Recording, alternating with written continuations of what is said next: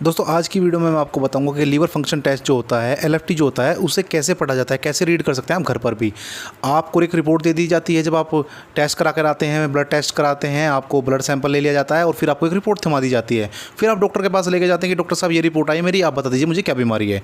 तो आप घर पर भी उस रिपोर्ट को पढ़ सकते हैं। वो कैसे करते हैं मैं आपको बता देता हूँ। देखिए जो एलएफटी कराई जाती है, लीवर फंक्शन टेस्ट जो कराया जाता है किसी मरीज का, वो यह आपके रक्त में प्रोटीन, लीवर एंजाइम या बिलीरुबिन के स्तर को मापकर लीवर के स्वास्थ्य को निर्धारित करता है। यानी कि उसकी बीमारी का बताता है कि आपको क्या बीमारी है। प्रोटीन की कोई समस्या तो नहीं है, लीवर एंजाइम की कोई समस्या तो नहीं है, बिलीरुबिन की तो कोई समस्या नहीं है। तो ये चीज़ें बताता है। तो इसमें कौन कौन से पैरामीटर होते हैं, कौन कौन सी चीज़ें होती हैं जिसे देखकर डॉक्टर आपको बताता है कि आप बीमार हैं या नहीं। पहले नंबर पर आपको लिखा हुआ मिलेगा ALT। आप अपनी रिपोर्ट पर देखना ALT। पहले इसे SGPT के नाम से जाना जाता था, लेकिन अब इसे क्या हो गया, ALT बोलते हैं। इसे जो ALT की फुल फॉर्म है वो है एलाइन ट्रांस एमिनेज। इसकी जो नॉर्मल रेंज होगी मेरे भाई वो है 7 से 55 यूनिट पर लीटर।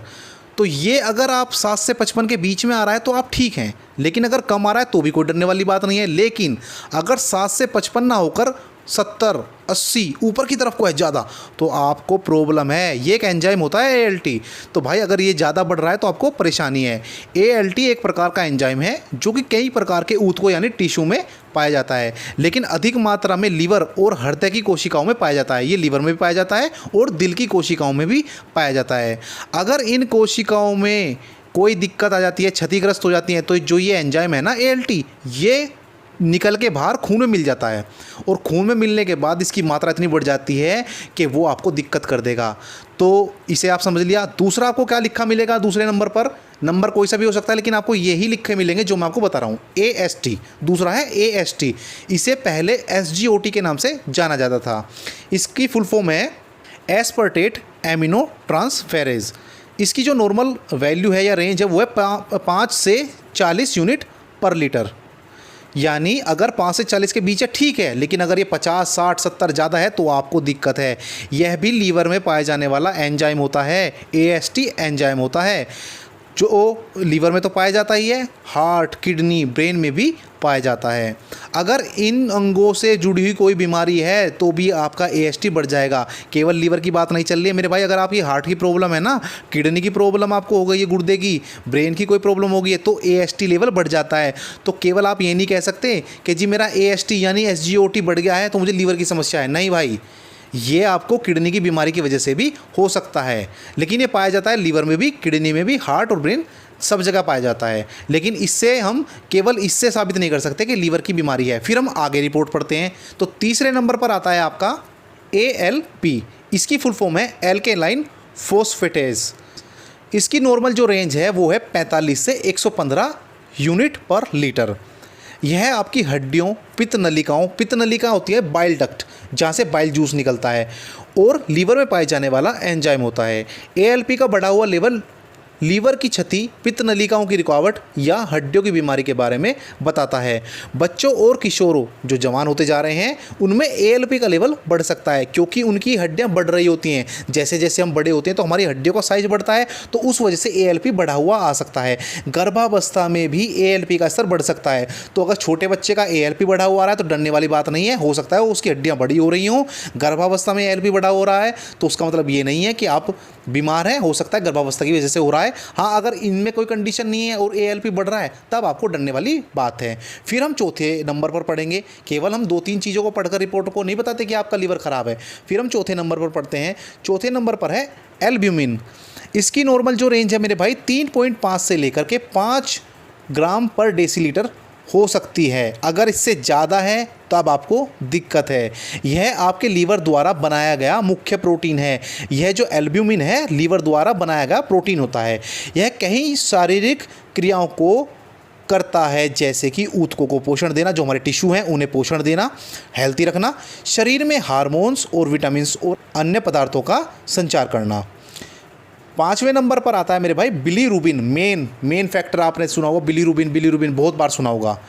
इसकी जो नॉर्मल रेंज होती है मेरे भाई 0.1 से लेकर के 1.2 यानी 0.1 से लेकर 1.2 mg पर डेसीलीटर, मिलीग्राम पर डेसीलीटर होनी चाहिए। बिलीरुबिन लाल रक्त कोशिकाओं यानी RBC के टूटने से बनने वाला एक अपशिष्ट उत्पाद यानी वेस्ट प्रोडक्ट जो वेस्ट होता है हमारा वो होता है। यह आमतौर पर लीवर द्वारा साफ होता है, साफ कर दिया जाता है लीवर द्वारा। यह मल के साथ बाहर निकलने से पहले लीवर के अंदर से होकर गुजरता है। जब ये बाहर निकलने वाला होता है मल के साथ, उससे पहले ये लीवर में को होकर गुजरता है। अगर लीवर आपका सही काम नहीं कर रहा है तो यह बिलीरुबिन को बाहर नहीं निकाल पाता है, जिससे खून में बिलीरुबिन की मात्रा बढ़ जाती है। देखिए लीवर सही काम नहीं कर रहा है तो उसे साफ नहीं कर पाया, वो खून में मिल गया बिलीरुबिन बाहर निकलने के बजाय, जिसकी वजह से आपने सुना होगा जॉन्डिस हो गया, पीलिया हो गया।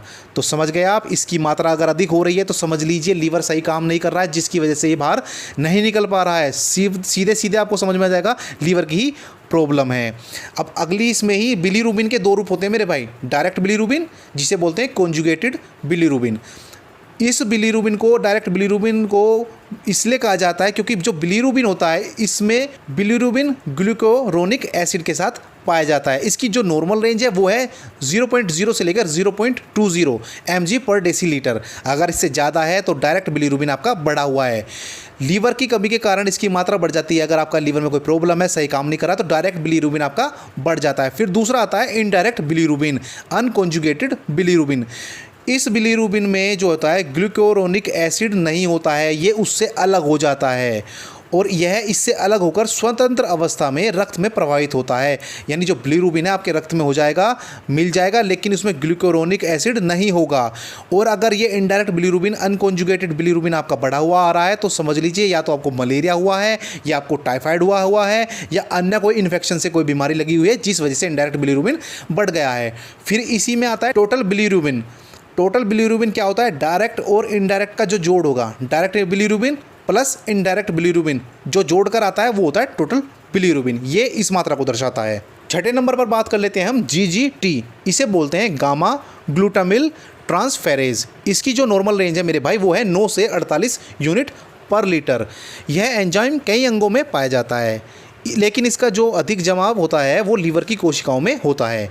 लीवर की कोशिकाओं में कमी होने की वजह से रक्त में इसका जमाव हो जाता है। इसके बढ़ने से ये संकेत मिलता है कि आपको या तो हेपेटाइटिस की बीमारी है या फैटी लीवर डिसीज़ से आप ग्रसित हैं।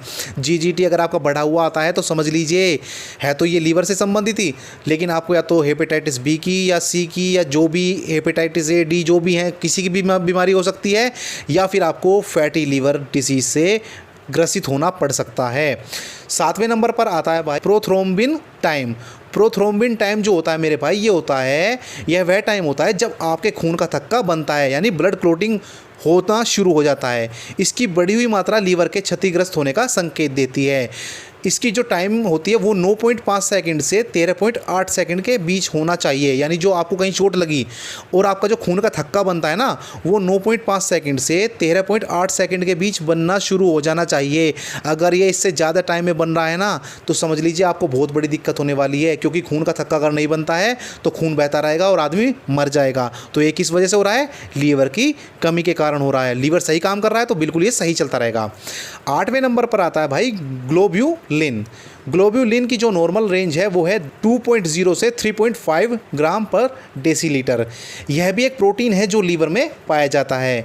यह ब्लड क्लोटिंग यानी जो खून का थक्का मैंने बताया था अभी, और लीवर की कार्य प्रक्रिया और भारी सूक्ष्म जीवों व संक्रमण से लड़ने का काम करता है।